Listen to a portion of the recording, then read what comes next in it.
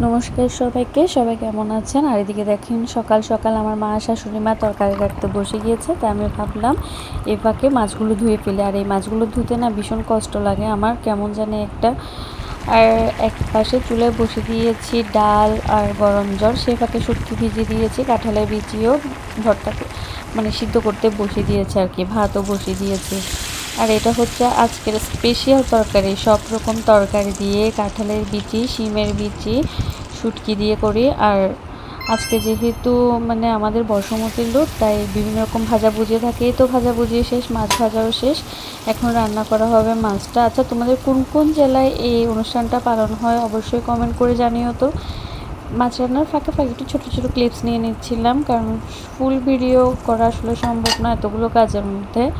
আর ওইদিকে অপর চুলায় হচ্ছে আমাদের সেই আজকে স্পেশাল তরকারি। আর এই আমার বদভ্যাস, চুলার ফাঁকে মানে চুলাই কাজের ফাঁকে ফাঁকে আমার মোছা চাই। মানে এই বদভ্যাসটা কার কার আছে অবশ্যই জানিও তো একটু, নাকি আমার একারই আছে শুধু। আর এদিকে দেখো রান্নার শেষ উপর থেকে ছড়িয়ে দিচ্ছি একটু হলুদ পাতা আর বাতাসা মরিচ, এগুলো দিলে কেন জানি বেশ মজার লাগে।